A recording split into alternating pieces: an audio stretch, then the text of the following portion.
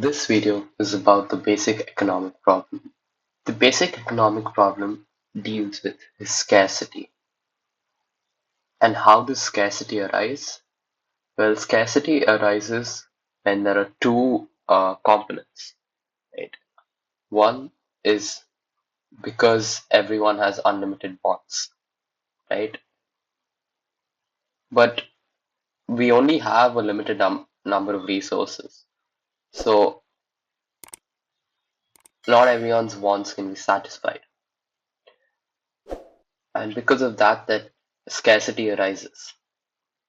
Right? So this is the basic economic problem. So when in economics, right, we have three main economic agents, right? You have your individuals, which are, you know, the your everyday people. You it Individuals are also sometimes referred to as households, right? Individuals is just a singular person, households is multiple people. Then you have firms. So firms are, companies, retail businesses, uh, any business really. And then the last economic agent is the government. So you usually see firms and government on the supply side of economics, and individuals and households on the demand side. Right? Individuals are mainly are the main people who demand main agents who demand things, and firms and governments are the main agents that supply things, right? Now individuals and firms, or rather actually just firms, but so firms operate in the private sector of an economy, and the government operates in the public sector, right? And this is very important. So if you have any business that is not government owned, then it is said to be operating in the private sector. Any government business is in the public sector, right? Next, we're going to look at the three basic questions in economics. It's what, how, and for who. So, what do you produce? How do you produce it? And for who do you produce this? Right? Let's take an example. Um, Housing, or a house. Right? So that is going to be your what. Now, how is you're going to need a construction company, and they're going to need raw materials, and then you're going to need a real estate agent to sell the house, and a lot more things. And for who? Well, it's for the general public,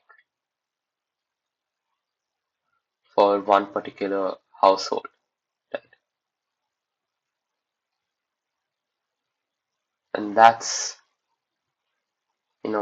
how we answered what these how these resources are allocated depends on these questions, right? The answer to these questions will tell you how resources are allocated so we can minimize scarcity.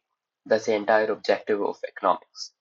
You study economics so you can minimize scarcity, right? Okay. Now, in economics, you have two main types of resources that you deal with. You have goods and services. Right? Now, goods are physical, any physical item, and services are non-physical. So goods could be something like, um, wood or toothpaste or, the gadget that you're watching this video on, right? That's a physical item that you're using.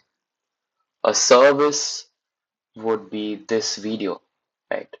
It's giving information to you, but it's not a physical good in itself. It's not a item, physical item in itself. And it's just an expression. Or it could be, a hairdresser, right? Getting a haircut, or education, healthcare, getting a checkup from the doctor. These are all services.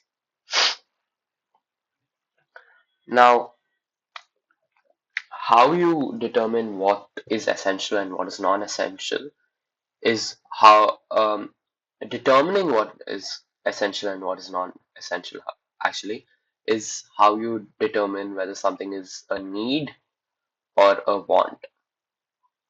A need is essential for survival, and uh, this has been defined by the UN. And a want is just something that you desire, but it's non-essential. So needs are food, water, education, clothing, housing, medical care, right? All of these things.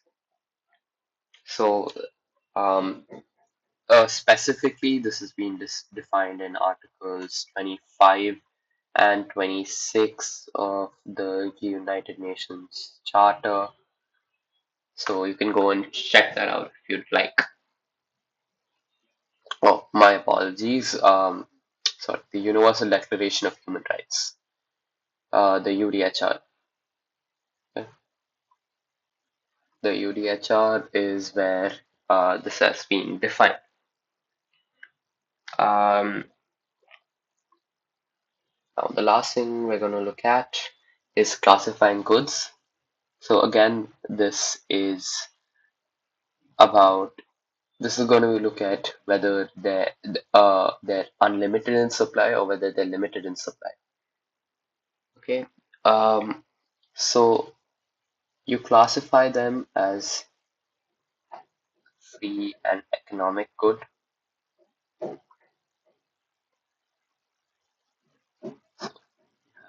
Free and economic. So here free does not mean that there is no payment, but it just means that it is unlimited. Right? And economic means that it is limited.